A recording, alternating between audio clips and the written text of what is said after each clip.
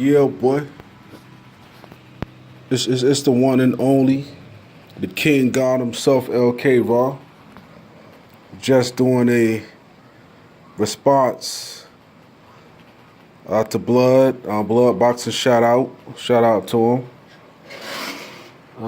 I watch the channel a lot, man. You got a lot of different views. At least a lot of different views than what I have on boxing. And I'm not going to pretend like I know more boxing than them. Anything like that. So I'm not going to try to get in any of those type of debates.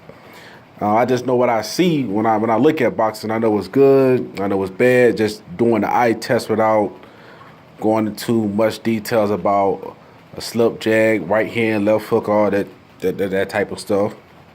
But one of the things that he always mentioned is that boxing needs a undefeated champion at some weight class, any weight class, just somebody that I can say, hey man, that's the champ, that's the man right there.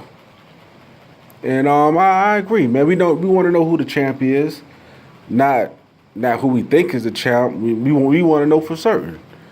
You know, I mean, I do too. But with boxing, man, you got. Well, I'm just gonna be honest, just say it, man. It's too many belts out there. Now, of course, we know the four main belts: WBC, WBO, IBF, some other belt out there I'm probably missing. But the crazy shit about it, if a person owns all those four belts, they're still not going to be the undefeated champion. Because now under that, with most of these organizations, we got a super champ and a regular champ. So who's the real champ out of that? Because we all know the super champ, they're the person that draws the most and they bring the most sanctioning fees. So they don't want to fight the number one contender, man. This shit is about money, man. Ain't nobody gonna get that money up. And we know they not. And then you got the regular champion, which has mandatories to fight. So which one of them is the champion? The one that earned his way to beat super champion through fighting? I mean, he obviously had to win some fights, but he's a big draw too. Whereas the other champion, yeah, he earned his way up there as well, but he maybe not that big as a draw, and we ain't gonna have both of them fight each other, especially the super champion don't want to fight him. So who's the champ? So now we got 4 belts and 8 champs, right?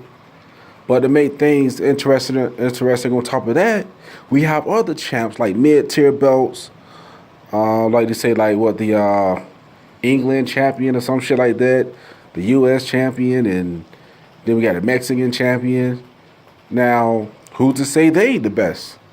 Yeah, their organization is not on top of, say, the WBC, but that's a fighter that's undefeated too. That's where that Roman Chocolatito person come from. How many names you know on this record? But they got like 40 something victories, and we don't know who the fuck they are. Canejo Alvarez, he got a similar record, 40 something wins. We don't even know what he got, like 40 something wins. Probably 30, 35 of them. Like, who the fuck are these guys? And how the fuck did Canelo get a big shot? He only beat he had like 4 big fights. 1 he lost, 2 were controversial, and he won 1. But I guess you gotta give him the victory, right? So I ain't gonna knock that. But I got a different hatred for Canejo, because he tried to do this. Oh, I'm Mexican and only Mexicans are fight on this day. And he a white Mexican in that, so it's like all white and I say so. But I ain't trying to get into that right now. That's something that I've seen a lot of people overlook it. A lot of people give him a pass, but like Town says, LVZ, one LVC or whatnot, I ain't giving motherfuckers passes, man. I heard what he said and I ain't gonna forgive it. Fuck that. But anyway, hold up.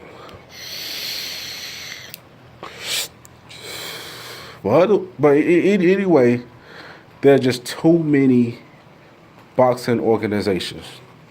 And then on top of that, it's not a tournament, a tournament. I'm about to say this all right. A tournament. There we go. And a motherfucker, a tournament in place where the people have to fight each other. You know what I'm saying? In the NBA, yeah, you got you got your conference champions, and then from there they enter playoffs. You have your East champion, your West champion, and then they have to fight each other. As they have to fight each other at the end. It may take them like a half a year to do it, but eventually they do it.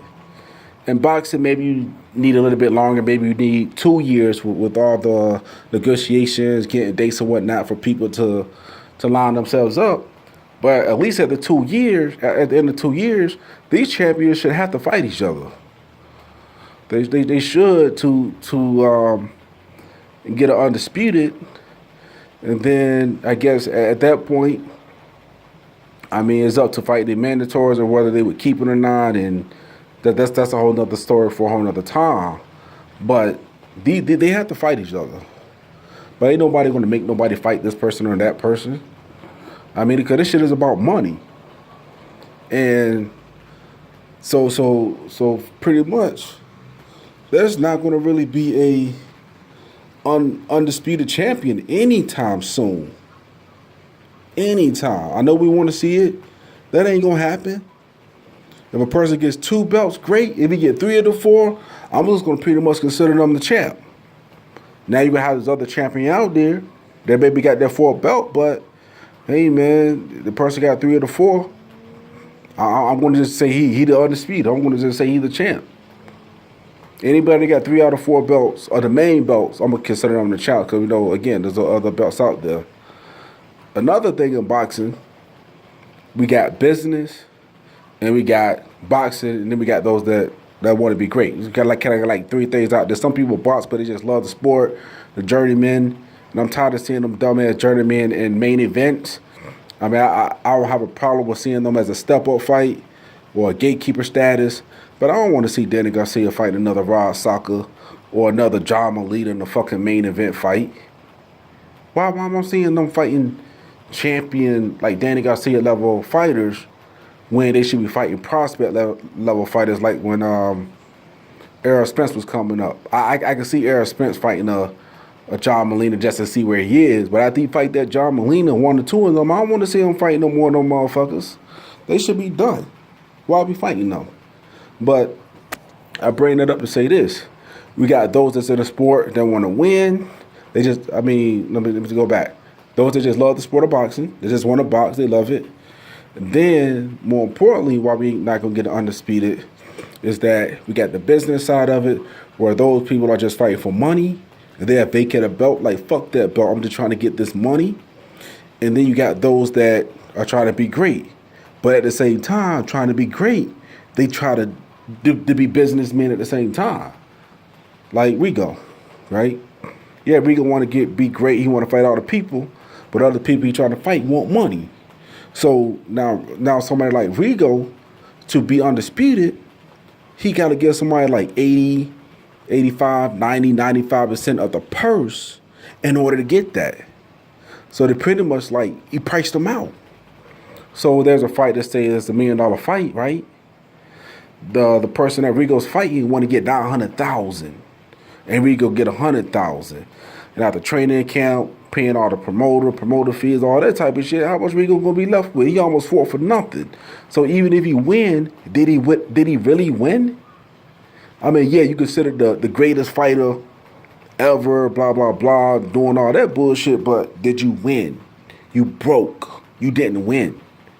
But on the flip side of that, if he don't fight that person, he fights somebody else. Now people complaining like, oh man, that this fighter's inactive, he can't get a fight and all this type of shit because he's not the more popular fighter. That's where you get that super champion and regular champion shit from.